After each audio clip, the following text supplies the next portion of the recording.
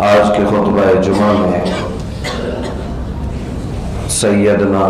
موسیٰ علیہ السلام ان کے حوالے سے قرآن مجید میں جو اللہ رب العالمین نے جو باتیں ارشاد فرمائی ہیں وہ ہم بیان کریں گے انشاءاللہ۔ سب سے زیادہ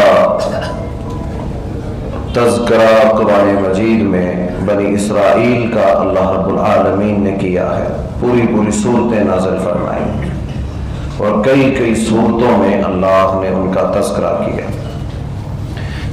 اور مختلف انداز میں کیا، مطلب ایک ہی واقعے کو دوبارہ تکرار کے ساتھ بیان کیا اور مختلف انداز میں بیان کر کے نتلو علیک من نبأ موسیٰ و فرعون بالحق لقوم یؤمنون، ایمان والوں کو یہ صحیح قصہ اے نبی صلی اللہ علیہ وسلم سنائیے، ہم آپ کو سناتے ہیں۔ اللہ رب العالمین اپنے نبی پر صلی اللہ علیہ وسلم ہم آپ کو موسیٰ اور فرعون کا قصہ سناتے ہیں، بیان کرتے ہیں، آپ اہل ایمان کو سنائیے، یہ اللہ کا حکم ہے نبی علیہ السلام کو۔ اور یہ سورہ قصص کے اندر ابتدائی موسیٰ علیہ السلام کے حالات اور واقعات اللہ رب العالمین نے بیان کیے ہیں۔ اگر کسی کو اللہ توفیق دے تو 20واں پارہ سورہ قصص کا آغاز کے ہی پہلے رکوع 2 رکوع کے اندر اللہ رب العالمین نے موسیٰ علیہ السلام ان کی ولادت کا، ان کی ہجرت کا اور ان کے نکاح کا تذکرہ اس سورت کے آغاز کے اندر کیا ہے، لیکن ہمارے لیے اس میں بڑی نصیحتیں ہیں۔ قرآن مجید اہل ایمان کی بڑی اصلاح کرتا ہے اور یہ قصے جو انبیاء کے ہیں یہ ہمارے لیے، اس امت کے لیے راہ ہدایت ہیں کہ ہم اپنے اعمال کی فکر کریں۔ بنی اسرائیل یوسف علیہ السلام کے بھائی، انہی کے خاندان سے یہ چلی جس کو بنی اسرائیل کہا جاتا ہے۔ یعقوب علیہ السلام کے یہ بیٹے جن کے خاندان میں اللہ نے یہ نبوت کو رکھا، جہاں سے یہ نبوت کا سلسلہ چلا اور اللہ نے کئی ہزار نبی بنی اسرائیل میں مبعوث فرمائے۔ کہا جاتا ہے یہ اللہ کی لاڈلی قوم تھی، اللہ کی محبوب قوموں میں سے یہ ایک قوم تھی کہ اللہ رب العالمین ان سے بڑی محبت کیا کرتے تھے، ان پر اللہ نے بڑی نعمتیں دی۔ قرآن مجید میں ان کی فضیلت کا تذکرہ کیا کہ ہم نے اس قوم کو باقی قوموں پر فضیلت اور مقام اور مرتبہ عطا کر دیا، ہم نے ان کو عزت عطا کی، ہم نے ان کو نعمتیں عطا فرمائی، ایسی نعمتیں جو پہلے کسی قوم کو ہم نے عطا نہیں کی تھی۔ ان نعمتوں کے اندر کہ ہم نے 12 گروہ ان کے بنائے کہ ہر گروہ کو لیڈ کرنے کے لیے ہم نے بندے پیدا کیے، لوگ لیڈرشپ ان کو عطا کی کہ ان کے اندر آپس میں اختلاف پیدا نہ ہو، آپس میں الجھ نہ جائیں، آپس میں نہ ٹکرائیں، الگ ہم نے ان کے 12 گروہ بنائے اور ان کا تذکرہ اللہ رب العالمین نے قرآن مجید میں کیا۔ اور موسیٰ علیہ السلام، اللہ نے ان کی وہ لاٹھی کا ذکر کہ جب یہ تپتی ہوئی زمینوں پر سفر کیا کرتے تھے صحراؤں کا، تو اللہ رب العالمین سے مانگا کرتے تھے کہ ہمیں پانی مہیا کیا جائے، تو موسیٰ علیہ السلام نے اپنے عصا کو زمین پر مارا، اللہ نے 12 چشمے ان کے لیے جاری کر دیے۔ پھر یہیں پر بس نہیں، سفر کرتے تھے تو سفر کے لیے زیادہ راہ کی ضرورت ہوتی ہے، انسان نے سفر لمبا کرنا ہے، راستے میں کوئی دکان یا کوئی ایسی جگہ نہیں موجود، تو ہم کیا کرتے ہیں، پہلے تیاری کرتے ہیں، اپنی گاڑی میں سامان رکھتے ہیں کہ وہاں ضرورت ہوگی۔ تو یہ ایسی قوم تھی کہ اللہ رب العالمین نے ان کے زیادہ راہ کا انتظام رستوں میں کیا تھا، باغات عطا کیے ان کو، نعمتیں عطا کی ان کو، فراوانی عطا کی کہ زیادہ راہ کی ان کو ضرورت نہیں ہوتی تھی، اور تپتی ہوئی زمین اور صحراؤں میں سفر کرتے تھے۔ وَظَلَّلْنَا عَلَيْهِمُ الْغَمَامَ، اللہ رب العالمین نے بادل साहिबान इनके ऊपर मुकर्रर कर दिया। जब ये सफर करती कौम, अल्लाह ताला अपनी रहमत से बादलों के जरिए इन पर साया अता करती थी। इतनी नेमतें अल्लाह ने अता की। बनी इसराइल के अंदर शिर्क तो बहुत बाद में आया। यूसुफ अलैहिस्सलाम का हमने किस्सा आपके सामने बयान किया। यहीं पर आकर मिस्र में बनी इसराइल आबाद हुए। यूसुफ अलैहिस्सलाम के बाद इनकी आगे औलाद नस्ल सारे भाई भी मिस्र में आ गए थे, जहां अल्लाह ने यूसुफ अलैहिस्सलाम को बादशाहत अता की। यहां से बनी इसराइल को अल्लाह ने इज्जत और आलूज अता किया। शिर्क नहीं किया इस कौम ने, लेकिन बदआमालियां इतनी कर ली, अल्लाह की नाफरमानियां इतनी की, आमाल में इतनी कोताहियां किया करते थे कि अल्लाह रब्बुल आलमीन ने इन पर आजमाइशें डाल दी। फखलफ मिन बअदिहिम खल्फुन अदाउ अस्सलाह वत्तबउ शहवात। कुरान मजीद में आता है जब हम अपने बंदों पर इनाम करते हैं, उनको नेमतें देते हैं, मुल्क अता कर देते हैं, ताज और तख्त का वारिस बना देते हैं, लेकिन उसके बाद वो कौमें फिर जाती हैं जो अहद अल्लाह से किए होते हैं, जो हमने भी किया था। ये मुल्क पाकिस्तान, हम इसको ला इलाहा इल्लल्लाह का घर बनाएंगे। हम और हिंदू अलग हैं, हमारा नजरिया अलग है, उनका अलग है। हमने ये नारा और दावा किया, इसीलिए तो इतने लाखों शहीद हमारे नौजवान, हमारे बहने, बेटे पेश हो गए, कुर्बानियां दे गए कि हमारा ये मुल्क, ये इस्लाम के नाम पे बनने वाला मुल्क है। तो हमने भी एक अल्लाह से अहद किया कि अल्लाह ये मुल्क है, इसमें हम इस्लाम के लिए मोहब्बत करने वाले, हमारी नमाजें हैं, रोजे हैं, हमारा एक निजाम है, हम उसके मुताबिक जिंदगी बसर करना चाहते हैं। इसलिए हमें अलग रियासत का तस्वुर पेश करना पड़ा, हिजरतें करना पड़ी, सब कुछ छोड़कर लोग पाकिस्तान में चले आए। तो ये अल्लाह की नेमत थी हम पर कि अल्लाह ने हमें ये मुल्क अता कर दिया। लेकिन फरमाया कि जब हम इनको मुल्क देते हैं, वारिस बनाते हैं, ये उसके बाद क्या करते हैं? अल्लाह नमाजें जाया कर देते हैं। वत्तबउ शहवात, अपने नफ्स की ख्वाहिशों में पड़ जाते हैं, अपने मन की पूरी करते हैं, अल्लाह के हुक्म को छोड़ देते हैं, फिर अपनी मर्जियां करते हैं। जैसे ये बनी इसराइल का किस्सा अल्लाह रब्बुल आलमीन ने कहा, ए नबी अलैहिस्सलाम, आप मोमिनों को, अहले ईमान को मूसा अलैहिस्सलाम और फिरऔन का किस्सा सुनाइए, इनको बताइए अल्लाह रब्बुल आलमीन ने किस तरह इस कौम पर अपनी नेमतें उतारी, किस तरह मन सलवा इनको दिया, खाने पीने की कोई फिक्र नहीं थी, मीठा भी खाने को मिलता था और नमकीन भी इनकी ग़िज़ा का हिस्सा होता था। कोई खेती बाड़ी नहीं करनी, कोई ज़राअत नहीं करनी, कोई बीज नहीं उगाने, कोई फसलों के ज़ाया होने का डर नहीं, कोई ये परवाह नहीं कि कल कहां से खाने को मिलेगा, महाना राशन कहां से आएगा, कोई फिक्र नहीं। इतने बड़े नेमतों में से एक अल्लाह ने इनको बड़ी नेमत कि इनके जरिए माश को अल्लाह ने खत्म कर दिया कि तुम्हें इसकी टेंशन लेने की जरूरत नहीं, मन सलवा उतारा इनके लिए। ये बनी इसराइल, अल्लाह रब्बुल आलमीन, हम इनका जिक्र तज़किरा अपने जुमों में इंशाअल्लाह करके हम सब अपनी इस्लाह करेंगे। मैं अपनी करूंगा, आप सब अहबाब अपनी कीजिए। ये कुरान है, ये अल्लाह की बातें हैं, कलामुल्लाह, अल्लाह का कलाम गुफ्तगू करता है, ईमान वालों को झंझोड़ता है, कमजोर दिलों को अल्लाह का कुरान मजबूत करता है,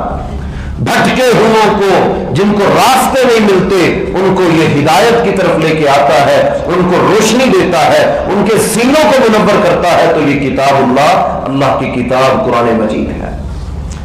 इसको पढ़ना, इसको सुनना बाइस अजर है। तो इंशाअल्लाह हम इन वाक़यात से मैं भी और आप भी अपनी इस्लाह करेंगे। तो मूसा अलैहिस्सलाम, अल्लाह ने इनकी कौम पर ये इनाम किया, लेकिन ये बदअमालियों में पड़ गए, कोताहियों में पड़ गए, नाफरमानियों में हद से गुजर गए, किसी को कुछ समझते ही नहीं थे, इतने लाडले हो गए कि कुरान मजीद में आता है, ये कहा करते थे, आज भी कहते हैं कि अगर हमें अजाब हुआ भी ना तो चंद दिन होगा, हम अल्लाह के इतने महबूब हैं कि चंद दिन का अजाब होगा, बिलाखिर हमें जन्नत है ही हमारी। इतना मान था इनको, मान भी क्यों ना होता, अल्लाह ने नबी भी तो मूसा अलैहिस्सलाम अता फरमाए, इतने महबूब अल्लाह के नबी मूसा अलैहिस्सलाम, کہ جن سے اللہ رب العالمین نے ہم کلام کیا، گفتگو کی، جس پیغمبر سے کسی کو یہ اعزاز حاصل نہ ہوا جو اللہ نے موسیٰ علیہ السلام کو عطا فرمایا۔ اتنے خوبصورت اور محبوب نبی کی امت ہونے کا شرف حاصل ہوا اس قوم کو، لیکن بدعمالی اور کوتاہیاں اتنی بڑھ گئیں، اصلاح نہ کی، اصلاح کے دروازے بند کر لیے، اللہ رب العالمین نے ساری نعمتیں چھین کر غلامیوں کے توق ان کی گردوں میں ڈال دی۔ وہ قوم جو کھانے پینے کی ٹینشن سے آ رہی تھی، مصر کی حکومت ان کے کنٹرول میں تھی، اقتدار کا نشہ تھا، وزیر ان کے اپنے تھے، خود ہر چیز کے مالک تھے، جو چاہے فیصلے کرتے تھے، بہت بڑا خاندان اور قبیلے بن چکے تھے یہ بنی اسرائیل، اللہ کی نعمتیں ہی نعمتیں تھیں۔ سب کچھ مل جانے کے باوجود جب رستہ صحیح نہ چنا، جب اعمال کی اصلاح نہ کی، تو دیکھیے وقت کے ساتھ ساتھ کیا وقت آ گیا، اللہ رب العالمین نے مصر کے اندر سے ہی ایک اور قوم کو کھڑا کیا اور اس بنی اسرائیل کے اوپر مسلط کر دیا۔ یہ قرآن ہے اللہ کا، یہ اسلوب ہے، یہ دنیا کا قانون ہے۔ آج بھی اس واقعے سے آج دنیا کے حالات کو، منظر کو، ان حکومتوں کو، آج کے حالات کے تناظر میں اس کو ٹٹولتے جائیے، پرکھتے جائیے، اس کو اس میزان میں دیکھتے جائیے کہ اللہ رب العالمین نے بنی اسرائیل کو کیا کچھ نہیں دیا تھا، اور اس سب کے باوجود کس طرح وہ پستیوں میں اور ذلتوں کے اندر چلے گئے۔ غربت علیہم الذلۃ والمسکنہ، یہ اللہ نے لفظ استعمال کیے، غربت علیہم الذلۃ والمسکنہ، اللہ نے مسکینی بھی ڈال دی اور ذلت بھی ان کے اوپر مسلط کر دی۔ اتنی نعمتیں، ہر چیز اللہ نے ان کو عطا کی، بادشاہت عطا کی، مصر کے تاج اور تخت ان کے قدموں میں ڈال دیے، جہاں جاتے رستے میں ان کے لیے بے شمار اللہ کی نعمتیں ہوا کرتی، ان کے بڑے بڑے خوبصورت لوگ تھے۔ یعقوب علیہ السلام اور ان کے بیٹے ہم نے سورہ یوسف میں بیان کیا ہے، 12 بیٹے، 12 کے 12 خوبصورت نسل کے، آج بھی آپ چلے جائیں مصر اور شام کے علاقے کے لوگ خوبصورت لوگ ہیں۔ تو اللہ نے ان کو خوبصورتی عطا فرمائی، ہر طرح کی نعمتوں سے مالا مال، کوئی کمی نہیں تھی، لیکن ایک ہی سوال تھا، اللہ کے بندے بن کے رہنا، اللہ کی بندگی کرنا۔ اعمال میں آج بھی جس کا عقیدہ درست ہو جاتا ہے، میں جی اہل توحید ہوں، لیکن اعمال کے اندر اتنی کوتاہیاں ہوتی ہیں، یہ دیکھ لیجئے بنی اسرائیل شرک نہیں تھا، لیکن اعمال کی اتنی نافرمانیاں تھیں کہ اللہ رب العالمین کی پکڑ میں آ گئے۔ آج اگر کوئی اہل توحید یہ سمجھتا ہے کہ میرے پاس صرف عقیدہ تو ہے نا، باقی وہ حرام بھی کھاتا رہے، سود بھی کھاتا رہے، نمازیں بھی چھوڑتا رہے، بدعمالیاں بھی کرتا رہے، اور کہے کہ عقیدہ تو میرے پاس بہت اچھا ہے، اس کو موسیٰ علیہ السلام کے اور اس قصے سے اپنے لیے دیکھنا چاہیے، میں کہاں کھڑا ہوں گا۔ اللہ رب العالمین نے بڑی اصلاح فرمائی اہل ایمان کی، اور اس قصے کو کہا کہ ان کو سنائیے، اہل ایمان کو سنائیے۔ کیا قصہ ہے؟ فرمایا ان کو ہم نے بڑی نعمتیں دی، سب کچھ عطا کر دی، لیکن ذلت کیسی مل گئی کہ مصر کے اندر سے ہی ایک دوسری قوم ان کے اوپر حاکم بن گئی۔ یہ اتنے مفلوق الحال ہو گئے، اتنے تنگ دست ہو گئے کہ بادشاہ وقت میں فرعون میں، اس دور میں ہر بادشاہ کو فرعون کہا جاتا تھا، لیکن اس وقت کا فرعون جو موسیٰ علیہ السلام کی پیدائش سے لے کر فرعون کے غرق ہونے تک کا واقعہ قرآن میں آیا ہے، وہی کی فرعون، اس فرعون کا ذکر کرتے ہوئے اس فرعون نے کیا کیا؟ سارے سرکاری محکموں سے بنی اسرائیل کے لوگوں کو نکال دیا، وزارتوں سے ہٹا دیا، ان کی اولادوں کو معزول کر دیا۔ کرتے کراتے حالات یہاں تک پہنچ گئے کہ اس نے پورے مصر کے اندر باقاعدہ گروہ بنا دیے، ان گروہوں میں سے بنی اسرائیل سب سے گھٹیا اور ذلت امیز قوموں میں سے شمار ہوا کرتی، نہ ان کو کوئی عہدہ مل سکتا تھا، نہ کسی بڑی پوسٹ پر وہ ہو سکتے تھے، مطلب ان کو کام کیا مل گئے؟ یہ یا تو کسی کے پاس ملازم بن کے رہیں گے، کھیتی باڑی کریں گے، یا نہریں کھودیں گے، یا پھر یہ سڑکیں تعمیر کریں گے، یا پھر اس دور حکومت کے اندر ملازموں کے جو کام ہوا کرتے تھے وہ ملازمت کے کاموں پر بنی اسرائیل کہاں تاج تخت، نبیوں کی اولادیں، اللہ کی نعمتیں، من سلوا، اور کہاں یہ ملازمتیں، اور کہاں یہ ان کو گروہوں میں تقسیم کر دیا۔ یہ اللہ رب العالمین کی طرف سے ان کی پکڑ آ گئی، سب کچھ چھین لیا۔ اور کیسا ہوا، کیا اتنے زیادہ پس گئے کہ کوئی آواز اٹھانے کے لیے تیار نہیں تھا، ذہن غلامانہ ہو گئے، سوچ غلامانہ ہو گئی، پستے ہی چلے گئے، اپنے اعمال کی کوتاہیوں کی وجہ سے اتنے کمزور ہو گئے کہ بادشاہ وقت جو کہا کرتا اس کو ماننا پڑتا، کوئی احتجاج نہیں تھا، کوئی رکاوٹ نہیں تھی۔ آپ دیکھ لیجئے یہ دنیا میں آج بھی رول ہے، یہ آج بھی رول ہے، قوموں کو ڈیوائیڈ کرو اور ان پر حکومت کرو۔ یہ جتنے بڑے بڑے دنیا کے آج کے حکمران اور بڑی طاقتیں ہیں ان کا یہ رول ہے، دنیا میں قوموں کو تقسیم کرو اور ان پر حکمرانی کرو، اتحاد اتفاق اور میانی نہ دو۔ فرعون نے بھی یہی رول اپنایا، اس نے گروہوں میں تقسیم کر دیا، اور ان گروہوں کا ذکر اللہ رب العالمین نے قرآن مجید میں کیا کہ فرعون نے پوری قوم کو گروہوں میں تقسیم، جیسے ہندوؤں میں براہمن ہے، کھتری ہے، ویش ہے اور شودر ہے، سب سے گھٹیا قوم ان کی، 4 گروہوں میں ہندوؤں نے خود کو تقسیم کر لیا۔ کوئی براہمن جو ہے وہ شودر کے ساتھ نکاح نہیں کرتا، ملازمت پہ نہیں رکھتے، اس کا جوٹا نہیں کھاتے، ان کو اپنے ساتھ بٹھانا پسند نہیں کرتے۔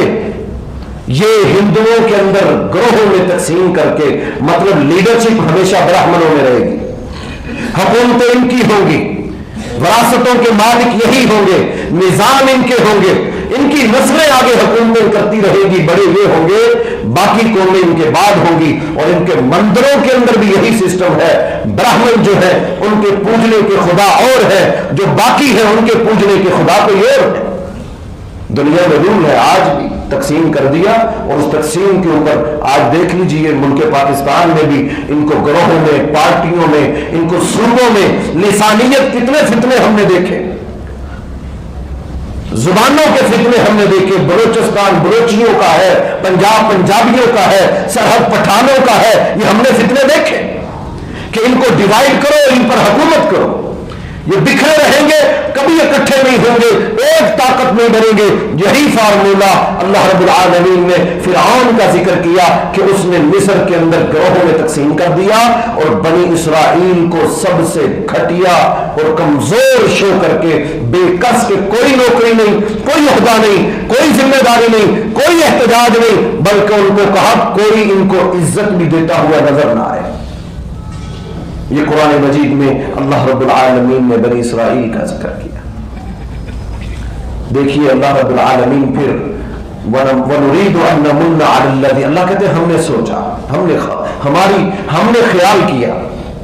ہم نے چاہا کہ اب اس بنی اسرائیل کو اب دوبارہ یہ ذلتیں، آزمائشیں، مشکلات، آخر ہے تو نبیوں کی اولاد ہے، تو مسلمان نا، ابراہیم علیہ السلام کا دین تھا تو اسلام میں ان کے اندر، لیکن بھٹک گئے، ہدایت سے پیچھے ہٹ گئے، اور فرعون کو بھی یہ ڈر تھا کہ میں اور میری قوم قبطی قوم سے اس کا تعلق تھا، سب سے اوپر حکومت میں، طاقت میں، نشے میں، تو مشورے مشیر وہ مشورے دیتے تھے کہ اگر یہ بنی اسرائیل دوبارہ جمع ہو گئے تو تمہاری حکومت کو گرا دیں گے۔ جیسے آج دنیا میں لوگ کہتے ہیں مسلمان اکٹھے ہو گئے، یہ اتحاد میں آ گئے تو کافروں کے سارے نظام ختم کر دیں گے، ان کو یہی ٹینشن ہے۔ اسی لیے تو جہاں جس خطے میں وہ دیکھتے ہیں کہ اسلام سے محبت کرنے والے، کوئی جہاد کرنے والے، اسلام کے لیے کھڑے ہونے والے، ان کے خلاف پروپیگنڈا، محاذ، ان کے ملکوں پر قبضے، معاشی پابندیاں، اس دور میں بھی اسی طرح تھا۔ فرعون کے مشیروں نے مشورے دیے، کہا اگر بنی اسرائیل متحد ہو گئے تو یہ تمہاری حکومت کو گرا دیں گے، لہذا ان کا انتظام اور انسرام یہ کیا جائے کہ ان کو ہمیشہ کے لیے سائیڈ لائن کر دیا جائے، کسی جگہ ان کو اوپر آنے کا موقع نہ دیا جائے۔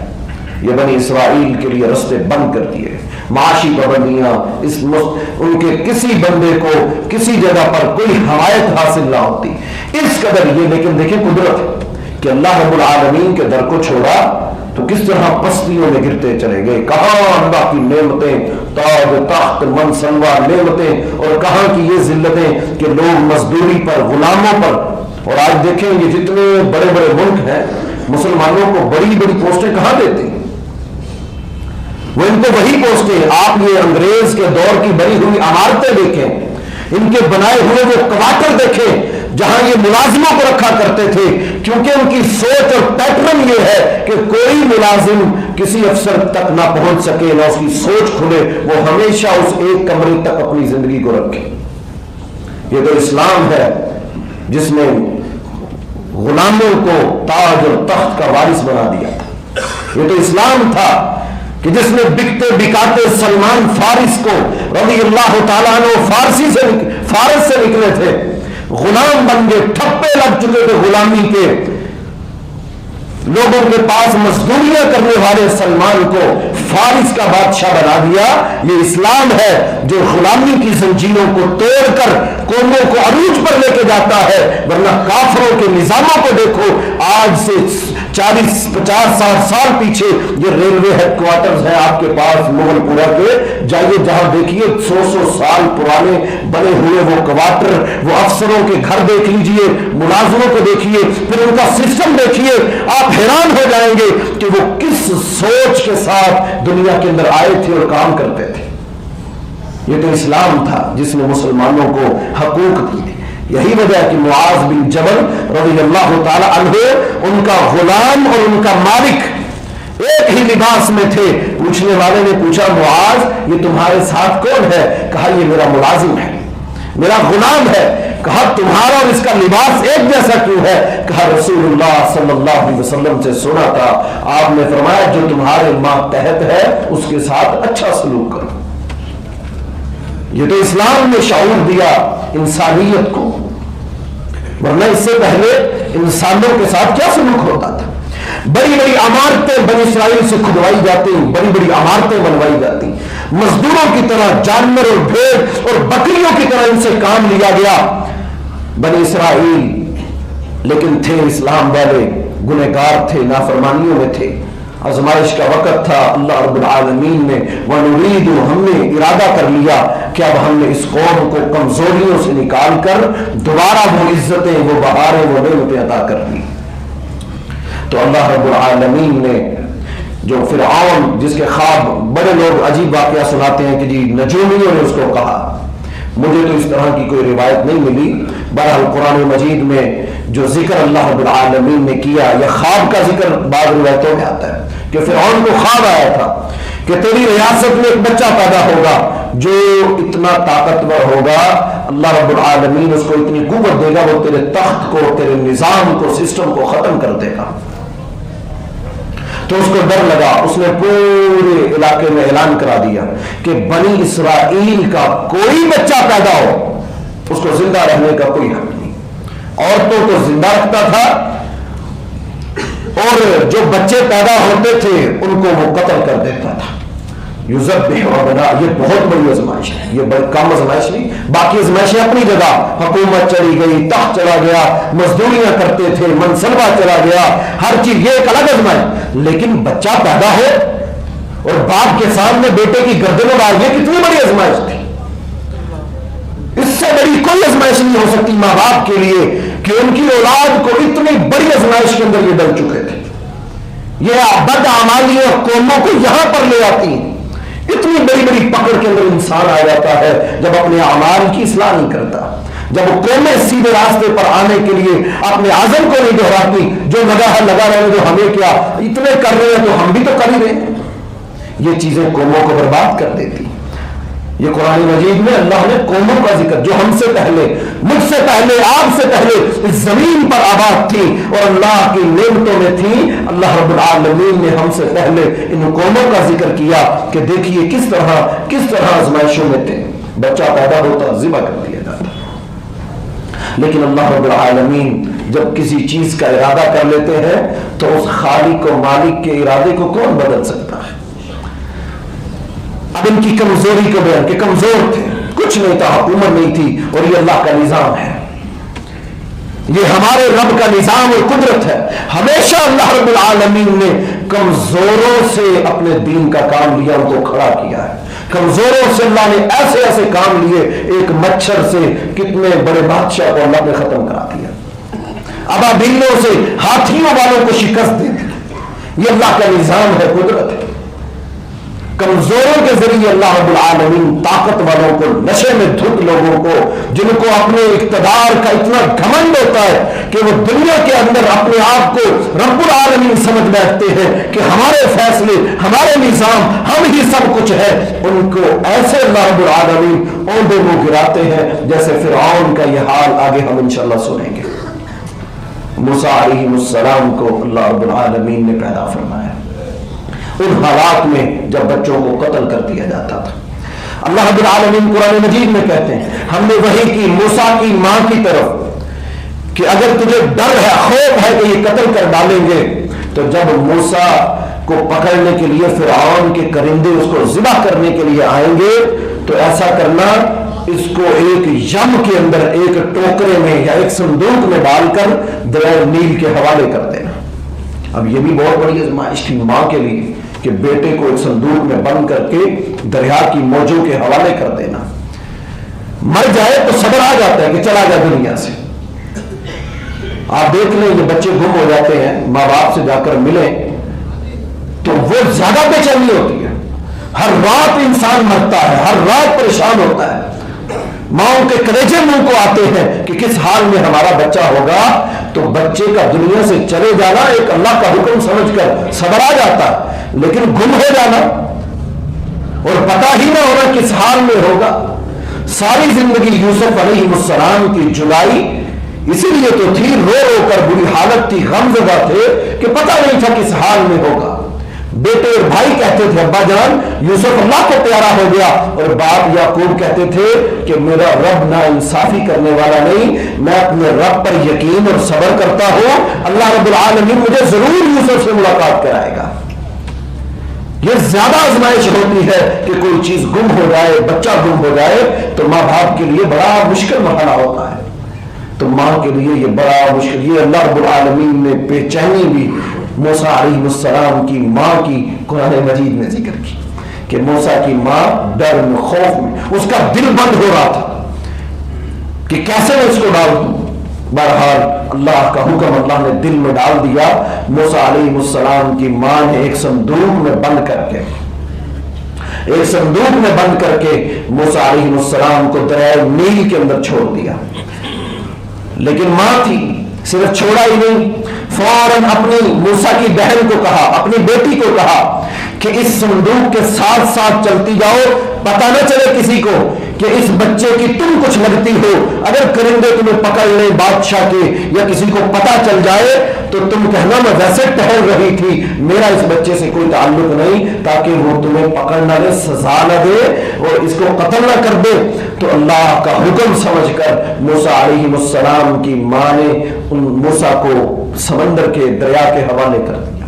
ساتھ ساتھ چلتی گئی. آگے بادشاہ کا وہ محل جس کے قریب سے دریائے نیل گزر رہا تھا. اللہ رب العالمین ہے، نظام ہے اللہ کا، کیسے حالات پیدا کرتا ہے، کیسے ماحول بناتا ہے، کیسے کیسے لوگ. ڈاکٹر اسرار صاحب اللہ تعالیٰ ان کی قبر پر رحمت فرمائے، ان کا ایک بیان سن رہا تھا. وہ کہتے ہیں قائد اعظم محمد علی جناح رحمہ اللہ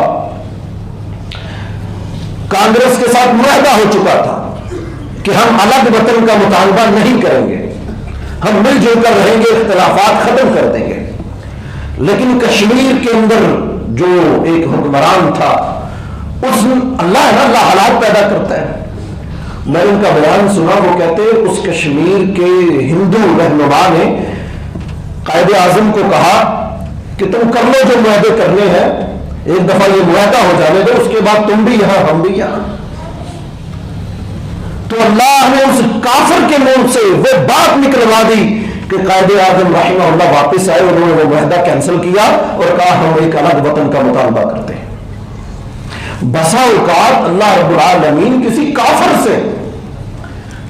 ایسی بات یا ایسا کام لے لیتے ہیں کہ جو جو بڑے بڑے ولیوں سے بھی نہیں ہوتے کہ اللہ تعالیٰ ان کے ذریعے ایسے حالات پیدا کروا دیتے ہیں کہ اللہ تعالیٰ اپنے نظام کو، اپنی حکومت کو، اپنے لوگوں کی مدد کرنا چاہتے ہیں، غیبانہ مدد اپنے بندوں کی اللہ کیسے کرتے ہیں۔ اور یہ موسیٰ علیہ السلام کا قصہ عقل مندوں کے لیے اللہ کی طرف سے بہت بڑی نصیحت ہے کہ کیسے بادشاہ کے کرندوں نے اس صندوق کو اٹھایا اور لے جا کر جب فرعون کے سامنے اس بکسے کو کھولا گیا، اتنا خوبصورت، نبی تو خوبصورت ہوتے ہیں، انبیاء جتنے اللہ نے مبعوث کیے، جتنے انبیاء اللہ نے پیدا کیے، اور موسیٰ علیہ السلام کتنے خوبصورت ہوں گے، سبحان اللہ۔ جب موسیٰ علیہ السلام کو فرعون کی بیوی آسیہ رضی اللہ تعالی عنہ اور جب فرعون نے دیکھا تو کہنے لگے کہ یہ بچہ اتنا خوبصورت،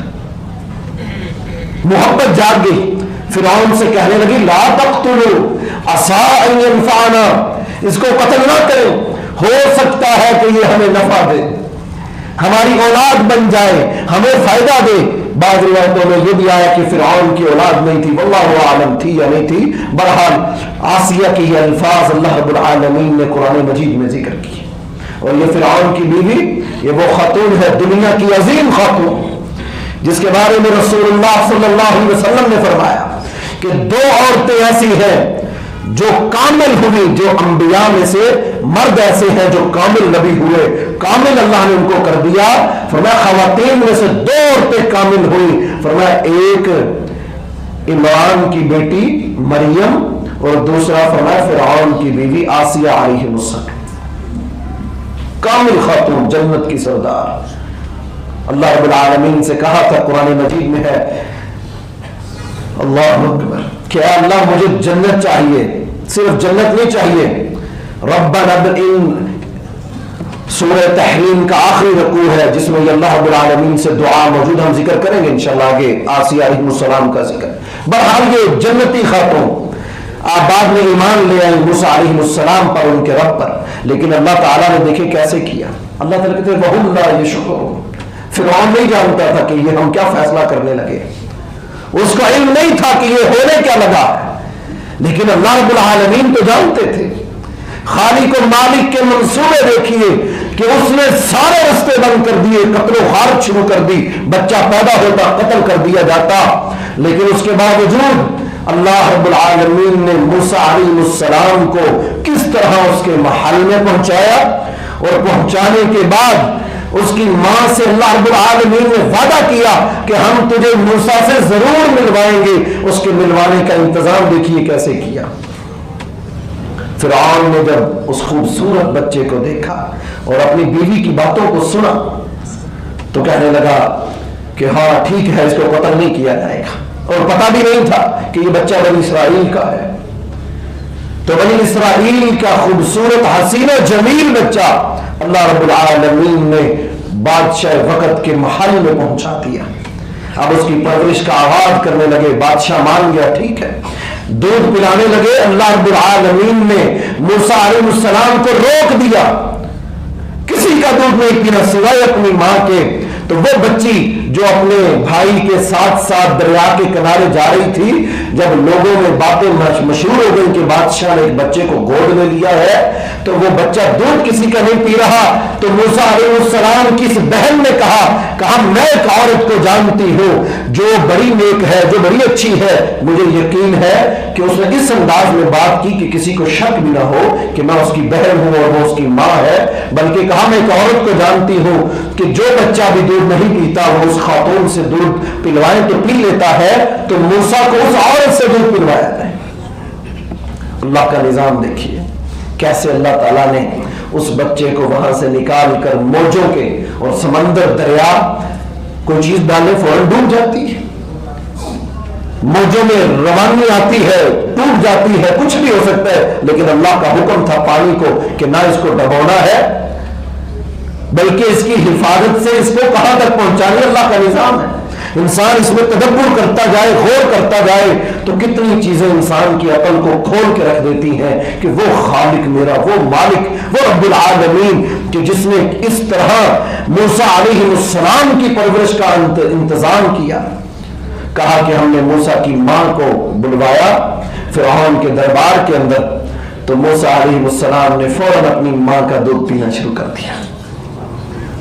کیسے ہم نے ملوا دیا ماں اور بیٹے کو؟ خیال آیا کہ ہو سکتا ہے بادشاہ کے کرندے قتل نہ کر دیں۔ اللہ رب العالمین کہتے ہیں موسیٰ علیہ السلام کی ماں کا دل بند ہو گیا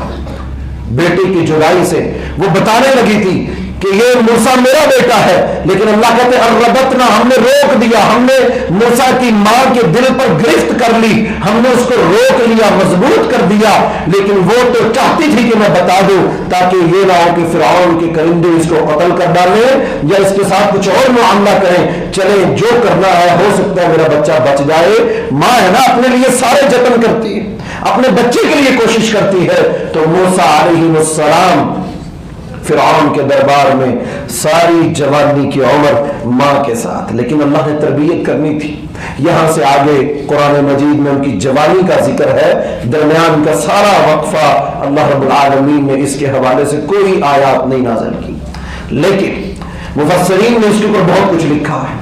وہ کہتے ہیں جب ماں دودھ پلاتی تھی، ظاہر ہے بنی اسرائیل کی خاتون تھی، اور اللہ نے دل میں یہ بات ڈالی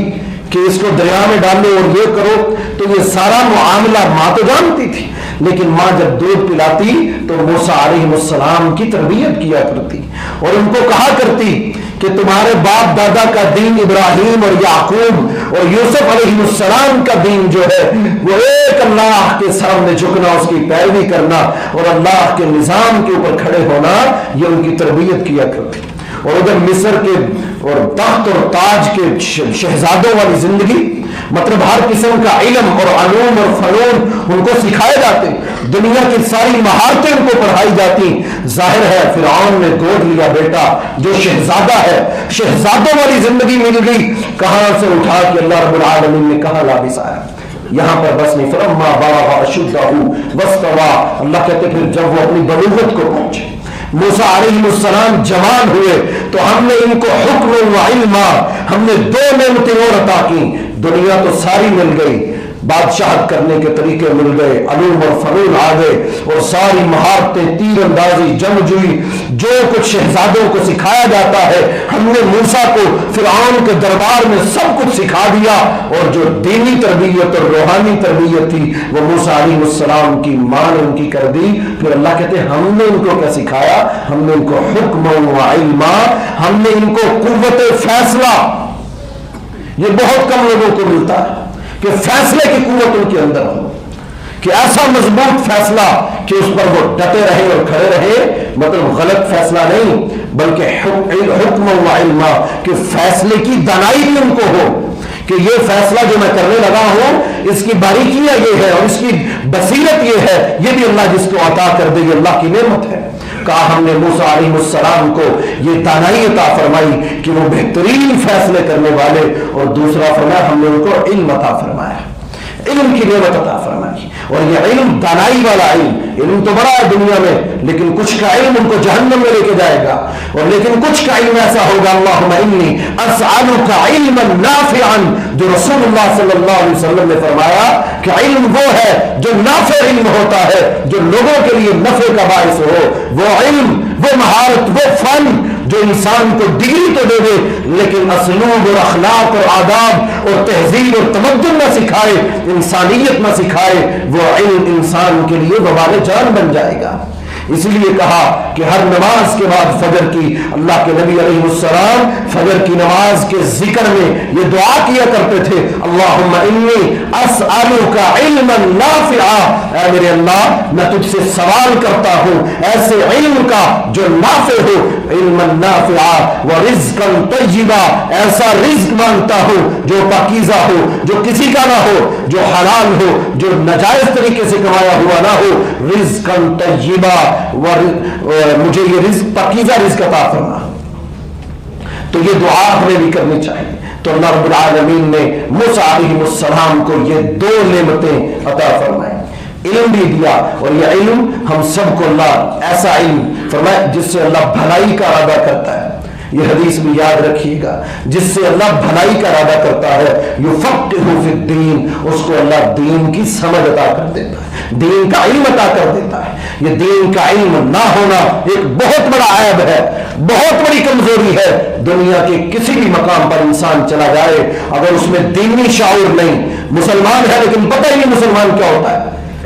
مسلمان ہے لیکن اس کو پتہ ہی نہیں طریقہ نماز کیا ہے، غسل کا طریقہ کیا ہے، اس کو آداب ہی نہیں پتا، اخلاق ہی نہیں پتا، وہ کیسا مسلمان ہے جس کو دنیا کی ہر چیز کا علم ہے، جو جہازوں کو جوڑ لیتا ہے، موبائلوں کو جوڑ لیتا ہے، ہر اپلیکیشن استعمال کر لیتا ہے، ہر چیز کا علم اور ہنر اس کے اندر ہے، لیکن نہیں ہے تو دین کا علم نہیں ہے۔ انسان جس کی طرف چلے اللہ اس کو چلا دیتے ہیں۔ تو ہمیں چاہیے کہ ہم وہ دعا جو نبی علیہ السلام کیا کرتے تھے علم نافع کی، ہم بھی وہ دعا اللہ سے کیا کریں۔ مرنے کے بعد انسان کے نام اعمال میں جو چیزیں قیامت تک قائم آئیں گی ان میں سے ایک چیز علم ہے، جو اس نے کسی کو بتا دیا۔ میں نے یہاں خطبے میں ایک دعا آپ کو سنائی، اللہم انی اسألک علما نافعا ورزقا طیبا، یہ دعا میں نے سکھائی، آپ نے سیکھ لی، آپ نے آگے کسی کو بتائی۔ جب تک وہ پڑھتے رہیں گے میرے نام اعمال میں انشاءاللہ ہمیں اپنے رب پر بڑا اعتماد ہے کہ ہمارا رب ہمارے نام اعمال میں یہ نیکی لکھ دے گا۔ لیکن آپ سن کر کسی اور کو سکھاتے ہیں، آپ کے نام اعمال میں بھی وہ اجر، یہ ہے علم نافع کہ ایسا علم جس سے لوگ نفع حاصل کریں۔ اس علم کا کیا فائدہ جس سے نہ معاشرے کو فائدہ ہو نہ لوگوں کو اس سے فائدہ ہو۔ دنیاوی علم بھی لازم ہے، یہ نہیں کہ دنیاوی علم چھوڑ دے انسان کہ صرف دین ہمیشہ دین اور دنیا دونوں کو لے کر چلتا ہے کہ دنیا میں بھی آپ کا کوئی ثانی نہ ہو اور دین میں بھی آپ کے سامنے کوئی نہ ہو، یہ اصل چیز ہے۔ یہ نبیوں کو اللہ نے عطا کیا، نبی سیاست میں سب سے اوپر تھے کہ ان کی سیاست، ان کی بصیرت، عدالت میں فیصلے کرنے میں سب سے آگے انبیاء کرام تھے، اور لوگوں کو چلانے میں، ان کی اصلاح کرنے میں، گھروں کو چلانے میں، ہر چیز کے اندر انبیاء کو اللہ نے یہ فوقیت اور مقام اور مرتبے اور بلندیاں دی، ان کو دین کے اندر بھی سب سے اوپر اور اعلیٰ مقام عطا کیا۔ جو دونوں خوبیاں اللہ تعالی ہم سب کو بھی عطا فرمائے۔ تو موسیٰ علیہ السلام کی یہ دو خوبیاں بیان کر کے اللہ کہتے ہیں اِنَّا كَذَلِكَ نَجْزِي الْمُحْسِنِينَ، ہم نیکی کرنے والوں کے، احسان کرنے والوں کو اسی طرح بدلہ اور احسان کا، نیکی کا صلہ دیا کرتے ہیں۔ مطلب جو لوگ نیکی والے ہیں ان کا صلہ، کہ مشکلات بھی تھیں، ماں نے جدائیاں دیکھیں لیکن خدمت پہ لگی رہیں، ان تنگیوں میں بنی اسرائیل کی زندگی بسر ہوئی، لیکن اللہ تعالیٰ کہتے ہیں ہمارے موسیٰ جو فرعون کے دربار میں پلنے کے باوجود شرم و حیا کا پیکر رہے، دین اسلام پر قائم رہے، اپنے آپ کو مائل رکھا دین حنیف کی طرف، اللہ کہتے ہیں ہم اسی طرح ان کو یہ حکم جو حکم و علم ہم نے یہ عطا کیا، ہم اپنے بندوں کو اسی طرح صلہ دیا کرتے ہیں۔ اس سے آگے موسیٰ علیہ السلام کا وہ کسی شخص کی صلح کرواتے ہوئے جھگڑا ہو گیا، اس کی موت واقع ہوئی، پھر ہجرت کا سفر، پھر آگے نکاح کا تذکرہ سورہ قصص کے اندر۔ زندگی میں موقع ملے تو یہ سورت کا آغاز پڑھیے گا، انشاءاللہ اگلے جمعے ہم اس سے آگے زندگی رہی تو بیان کریں گے کہ موسیٰ علیہ السلام، ان کی زندگی ہمارے لیے، اور سب سے زیادہ قرآن مجید میں جس نبی کا اللہ رب العالمین نے ذکر کیا وہ موسیٰ علیہ السلام ہے۔ ہر کچھ نہ کچھ صورتوں بعد ان کا تذکرہ آتا ہے اور اس کے اندر بہت بڑے بڑے پہلو ہیں۔ انشاءاللہ ہم کوشش کریں گے کہ جتنی مجھے اللہ نے سمجھ اور توفیق دی ہے میں آپ کے سامنے بیان کروں۔ اللہ مجھے بھی اور آپ احباب کو عمل کی توفیق عطا فرمائے، زندگی دے تو ایمان والی دے، خاتمہ بالایمان فرمائے۔ اقول قولی ھذا استغفر اللہ لی ولکم ولسائر المسلمین۔